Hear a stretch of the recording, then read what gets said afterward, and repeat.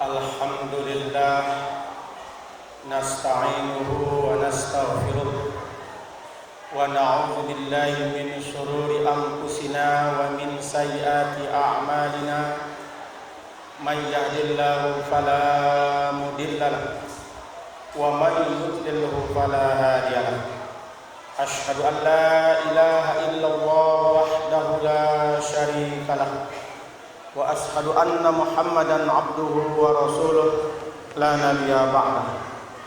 Allahumma salli wa sallim wa barik ala sayyidina Muhammad wa ala alihi wa sahbihi wa mawalah amma ba'd. Faya ayyuhal muslimun rahimakumullah, usikum wa nafsi bitaqwallahi faqad fajal muttaqun. Qala Allah Ta'ala fi kitabihil karim, na'udzu billahi minasy syaithanir rajim. Ya ayyuhalladzina amanu taqullaha haqqa tuqatih wa la tamutunna illa wa antum muslimun. Wa qala an-nabiy sallallahu alaihi wasallam fi kitabihil hadis, ittaqillaha haitsu ma kunta wa atbi'is sayyi'atal hasanah tamhuha wa khaliqin nas bi khulqin hasan. Shadaqallahul azim. Orang-orang tua kami, paduka bapak-bapak serta saudara-saudaraku yang seiman, seakidah dan seagama yang saya hormati, dan seluruh kita ma'asyiral muslimin sidang jemaah Jumat yang insyaallah dimuliakan dan dirahmati oleh Allah Subhanahu wa taala, serta dosa-dosa kita insyaallah diampuni oleh Allah Subhanahu wa taala. Amin ya rabbal alamin. Jemaah Jumat yang dirahmati Allah, kembali kita bersyukur kepada Allah Subhanahu wa taala atas segala limpahan nikmat, anugerah dan karunia yang senantiasa Allah Subhanahu wa taala berikan kepada kita. Terutama dan yang paling utama adalah nikmat iman. Insyaallah dengan nikmat iman, Allah Subhanahu wa taala akan senantiasa menjaga kita, memelihara kita dari seluruh godaan-godaan dan setan, godaan serta rayuan setan durjana. Ma'asyiral muslimin sidang jamaah Jumat rahimakumullah. Rasulullah sallallahu alaihi wasallam seorang manusia agung, manusia pilihan, teladan bagi kita, karena beliau adalah Habibullah, kekasih Allah. Ternyata di dalam wirid hariannya, baik pagi maupun sore, dia tidak pernah lepas membaca doa yang terdapat dalam hadis sahih riwayat Abu Daud. Dan doa ini semua kita barangkali sudah hafal dan mewiridkannya pagi dan sore. Di dalam doa tersebut ternyata Rasulullah sallallahu alaihi wasallam berlindung kepada Allah dari 8 yang membahayakan kehidupan kita di dunia serta membahayakan kehidupan kita di akhirat. Sebaliknya doa ini apabila diijabah oleh Allah Subhanahu wa taala, dikabulkan oleh Allah Subhanahu wa taala, kita terlindung dari 8 perkara yang berbahaya itu. Akhirnya 8 itu pula lah insyaallah akan membuat kita bahagia di dunia, bahagia di akhirat. Sukses di dunia, sukses di akhirat. Selamat di dunia, selamat di akhirat. Jemaah Jumat yang berbahagia, apa 8 hal yang Rasulullah sallallahu alaihi wasallam, para sahabat dan ulama-ulama salafun shalih serta para ulama-ulama soleh, orang-orang beriman soleh mewiridkan ini pagi dan sore? 8 yang Rasul minta kepada Allah agar dilindungi adalah Allahumma inni a'udzubika, ya Allah ya Tuhan, aku berlindung kepada Engkau minal hammi wal hajan. Yang pertama sifat hammi, sifat bingung. Bahasa kerennya hari ini mungkin orang yang suka bete, suka galau. Istilah di kampung kita adalah orang yang suka suntuk, tak pernah merasa bersyukur dan tidak bisa bersabar. Orangnya senantiasa galau, orangnya senantiasa pesimis, orangnya senantiasa bingung, orangnya senantiasa tak pernah punya harapan, senantiasa pesimis. Lawannya adalah optimis. Di mana Rasulullah SAW meminta kepada Allah, ya Allah lindungi aku dari sifat hammi, lemah, linglung, pesimis, tidak optimis, wal hajan, dan sifat bersedih hati. Bayangkan ketika bagaimana Rasulullah SAW dalam sirah nabawiyah bersama Abu Bakar ketika berada dalam gua, ketika melaksanakan perintah hijrah ke Madinah. Sedikit ada kesedihan bagi Abu Bakar. Kesedihan bukan untuk dirinya, tapi kesedihan ketika Rasulullah SAW akan tertangkap dan teraniaya. Karena memang Abu Sufyan dengan musuh-musuhnya adalah mengintai dan mengintelijennya Rasulullah agar dibunuh, hidup atau mati. Tetapi apa yang disampaikan oleh Rasulullah SAW, agar ternyata orang mukmin tidak boleh bersedih hati. Orang mukmin tidak boleh senantiasa berlarut dengan dukanya. Dia harus senantiasa optimis dan gembira serta bahagia. La tahzan, innallaha ma'ana. Jangan engkau takut, wahai Abu Bakar. Jangan engkau bersedih hati. Innallaha ma'ana, Allah bersama kita. Cukuplah Allah memberikan contoh bagi kita bagaimana negara-negara yang dilanda dengan virus yang membahayakan, mereka begitu takutnya, mereka begitu galaunya, mereka begitu suntuknya, seolah-olah tidak ada lagi Tuhan Allah yang bisa menemani dan melindungi mereka. Inilah doa orang-orang mukmin yang diajarkan Rasulullah SAW, yang apabila kita terhindar dari penyakit pesimis menjadi optimis, penyakit yang terus larut dengan duka dan kesedihan menjadi orang-orang yang senantiasa bahagia menghadapi masa depan yang cerah. Jangan ada pernah pesimis terhadap masa depan yang cerah, terutama masa depan untuk kebangkitan umat Islam. Allahumma inni a'udzubika minal hammi wal hajan. Itu yang kedua. Yang ketiga, Rasulullah SAW, dan yang keempat, berlindung kepada Allah. Wa a'udzubika minal azzi wal kasal. Ya Allah, ya Tuhan, lindungi aku dari sifat lemah dan malas.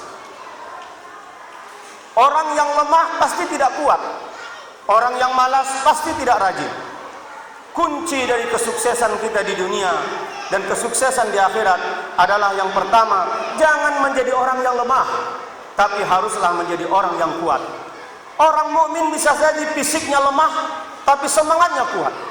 Sejarah sudah membuktikan bagi kita bagaimana seorang Ahmad Yasin, Syekh Palestina yang tua renta, duduk di kursi roda, fisiknya lumpuh, tapi semangatnya sangat kuat, dan ini diincar oleh kaum Yahudi laknatullah. Dan bertahun-tahun mereka mengincar Ahmad Yasin, dan pada akhirnya memang syahid ketika pulang subuh berjemaah. Tubuhnya sesungguhnya adalah lumpuh, tetapi semangat dia, orang yang tidak lemah, akhirnya ini menjadi sesuatu yang ditakuti oleh musuh. Oleh karena itu, ma'asyiral muslimin sidang jemaah-jemaah rahimahullah, kita juga harusnya begitu. Jumlah semangat kita bersolat berjemaah salat Jumat hari ini harusnya bisa kita tunjukkan juga besok salat subuhnya seperti sejumlah ini, agar bahwa apa yang diminta oleh Rasulullah SAW, kita bukanlah manusia yang lemah. Dialah bagaimana orang-orang yang bukan mukmin, bukan muslim, mereka kadang-kadang sebelum subuh sudah keluar dari rumah, menggayung sepeda, ada yang mungkin jogging, dalam rangka agar mereka kuat. Islam mengajarkan kepada kita, bangkitlah kalian. Makanya dalam suara-suara muazin dikumandangkan satu sindiran yang cukup dalam sebenarnya. As-salatu khairum minan naum. Salat itu lebih baik daripada kamu tidur. Karena titik orang yang tidur dan lama tidur adalah orang pemalas dan orang lemah. Dan biasanya jemaah Jumat yang dirahmati Allah, kalau kelamaan pun kita tidur, akhirnya bukan kuat, lemah. Itulah kenapa Rasulullah SAW tidurnya saja pun tidak pernah berbantal, dan bantalnya adalah tangannya sendiri. Dan ini ternyata menurut teori kedokteran, orang yang punya penyakit migrain dianjurkan untuk tidur di atas kayu yang berduri-duri. Kalau sering dia tidur berbantalkan kayu atau tidak rata, ini menyebabkan migrainnya bisa hilang seketika. lambat laun. Ternyata Rasulullah SAW tidur bukan ingin menghilangkan migrain, tapi di balik semua sunnah Rasulullah SAW itu menunjukkan bahwa Rasulullah bukan manusia lemah, tapi dia adalah manusia yang kuat dan tidak pemalas. Contoh, dia tidak malas, istrinya 12, ternyata senantiasa sanggup dia penuhi kewajibannya. Rasulullah SAW seorang panglima perang selain Rasul. Rasul adalah sebagai seorang ayah dari berbagai macam anak. Rasul juga sebagai seorang kakek dari berbagai macam cucu. Rasul juga adalah sebagai seorang suami dari berbagai macam istri. Dan Rasul juga adalah menjadi syekh, tempat orang curhat dan bertukar pendapat tentang ilmu agama. Tapi apakah dia tidak berjihad? Apakah dia tidak menjadi orang yang belajar dengan Jibril? Apakah dia berhenti, tidak pernah menjadi guru, mengajarkan ayat-ayat yang turun kepadanya? Jemaah yang dirahmati Allah Subhanahu wa taala. Kita kadang-kadang hanya karena alasan anak, karena alasan istri, karena alasan pekerjaan, atau mungkin karena alasan jabatan kita pun menjadi orang-orang yang suka beralasan, menjadi orang yang lemah, malas menghadiri majelis-majelis zikir, majelis-majelis di mana kata Rasulullah SAW itulah merupakan riyadul jannah, taman surga sebelum taman surga yang sebenarnya. Maka apabila Rasulullah minta perlindungan dari sikap lemah dan malas, maka lawannya adalah marilah kita menjadi hamba-hamba yang kuat dan menjadi hamba-hamba yang rajin. Man jadda wajada. Siapa yang sungguh-sungguh, kata orang Arab, dialah yang pasti akan mendapat. Yang berikutnya jemaah yang dirahmati Allah, yang kelima dan yang keenam, di mana Rasulullah SAW berdoa kepada Allah, wa a'udzubika, dan aku berlindung kepada Engkau ya Allah, minal jubni wal bukhil, dari penyakit pengecut dan kikir. Ada ulama yang mensarahkan doa ini. Apa hubungannya kikir, pelit, padangki, istilah orang Baganasaan, dengan pengecut? Biasanya orang yang kikir itu kena pengecut.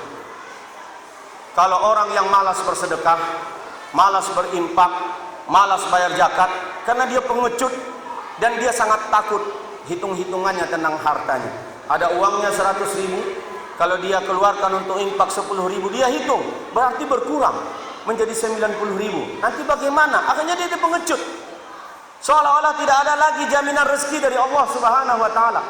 Padahal bagi hamba Allah yang beriman dan bertakwa, ada rezeki yang tak pernah diberikan oleh Allah kepada siapapun hambanya di dunia ini dan termasuk makhluk.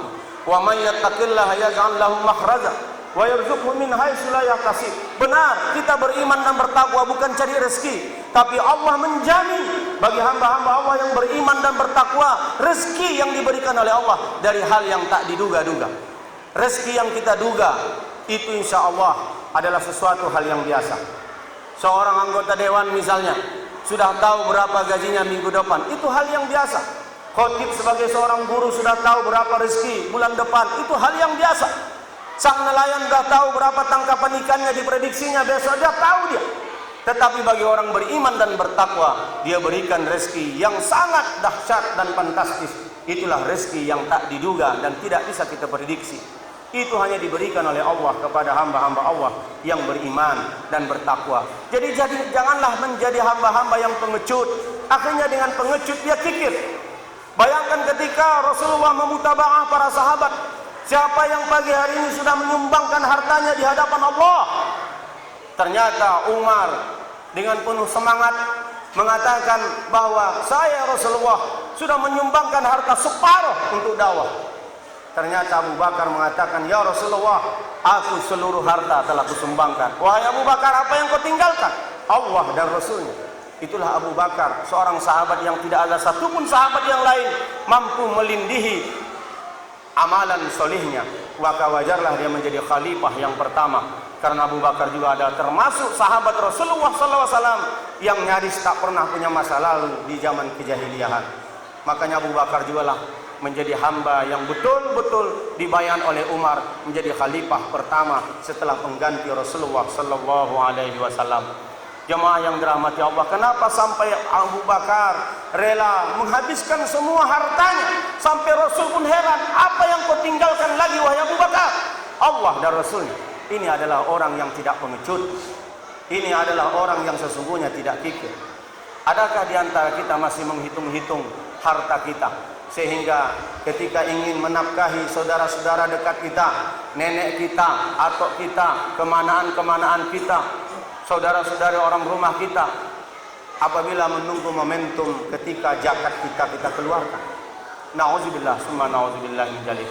Biarlah zakat yang 2,5% itu milik orang Islam sesungguhnya. Untuk saudara-saudara dekat kita, jangan berikan 2,5% dan menunggu 2,5%. Ada infak dan sedekah kita. Itulah kenapa hikmahnya anak-anak yatim tidak menjadi salah satu hak yang berhak menerima zakat. Kalau dia hanya menerima zakat, maka 2,5% yang diterima oleh anak yatim. Tapi anak yatim adalah tanggung jawab kita semua, kaum muslimin yang dirahmati oleh Allah Subhanahu wa taala. Yang berikutnya jemaah yang dirahmati Allah, yang terakhir, di mana Rasulullah SAW berdoa, wa'udzubika min khalabatid dain wa qahrir rijal. Ya Allah, aku berlindung kepada Engkau ya Allah dari sifat yang suka berhutang sehingga terkena lilitan hutang, wa qahrir rijal, dan berlindung kepada Engkau ya Allah dari kesewenang-wenangan manusia. Ini juga menarik jemaah Jumat. Apa hubungannya orang yang dililit hutang dengan kesewenangan manusia? Sang khotib sudah melihat langsung ada keluarga muslim, dia punya rumah sendiri, tetapi karena punya lilitan hutang dengan bakri, batak kredit, yang mungkin sudah beberapa hari tidak dia bayar, bahkan mungkin berminggu-minggu dan berbulan-bulan, dia masuk ke rumah itu pakai sepatu, tidak pakai salam karena dia kafir.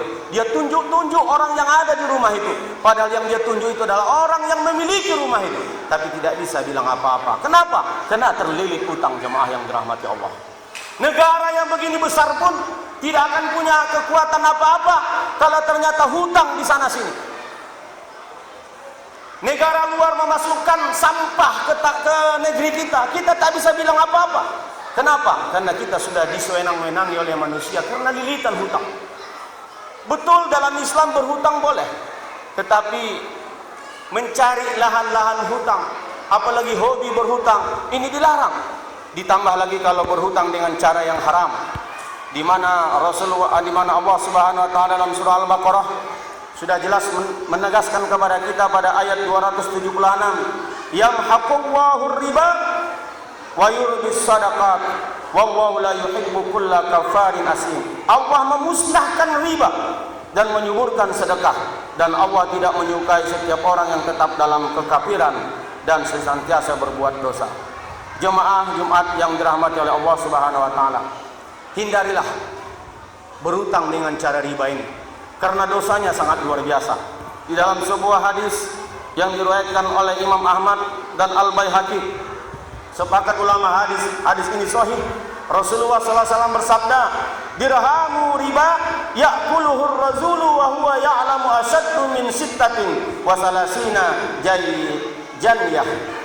Satu dirham yang dimakan oleh seseorang dari transaksi riba, sedangkan dia mengetahui itu adalah riba, itu lebih besar dosanya daripada melakukan perbuatan jinah sebanyak 38 kali. Nauzubillah. Jinah juga adalah merupakan dosa besar. Kita tahu jinah hukumannya mati bagi orang yang sudah nikah. Ternyata riba itu sama seperti 38 kali berzina dosanya. Rasulullah SAW juga bersabda, ar-riba, la'ana Rasulullah SAW akilar riba wa mukilahu wa katibahu wa syahidahi wa qalahum sawa'un. Rasulullah SAW melaknat pemakan riba. Ini orang yang bertransaksi riba, baik yang memberi maupun yang menerima, dan melaknat orang yang menyerahkan riba, serta melaknat orang yang mencatat riba. Misalnya ada orang yang melakukan transaksinya, dia yang menjadi manajemennya, itu dilaknat. Dan dua orang saksinya, ada yang menyaksikan orang yang bertransaksi riba. Makanya boleh juga kita bapak-bapak, kalau ada orang yang berutang dengan bakri, suruh dia diusir, karena kita takut menyaksikannya.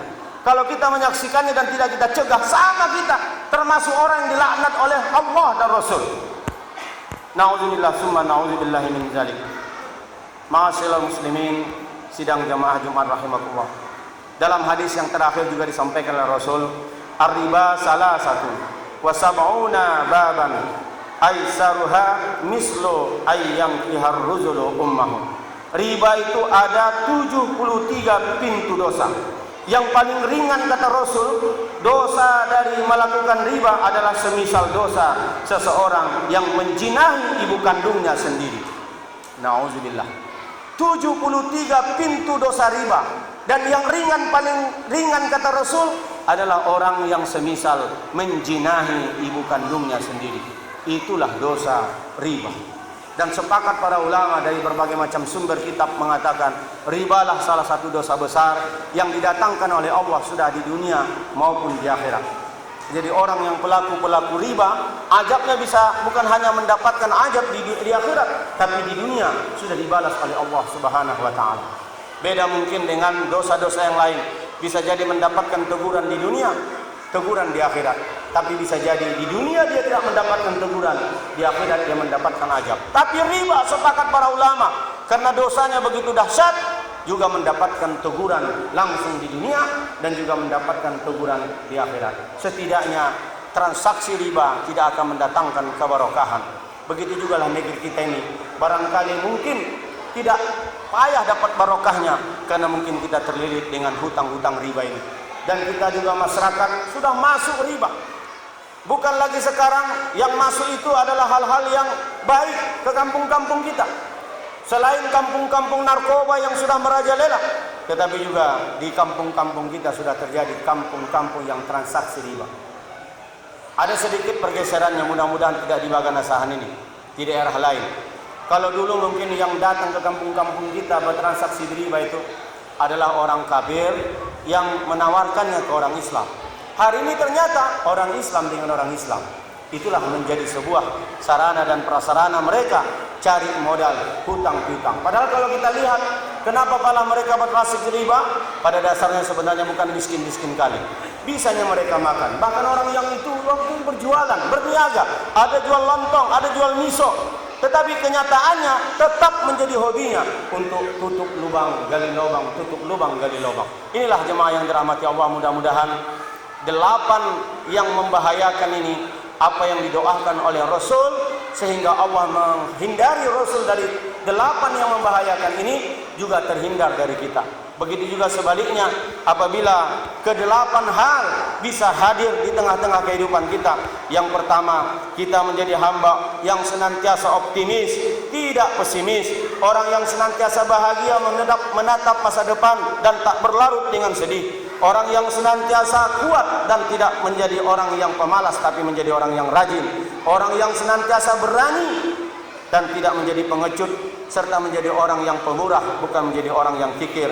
Dan insya Allah orang yang senantiasa tidak hobi berhutang apalagi dililit hutang dan kita terhindar dari kesewenang-wenangan manusia.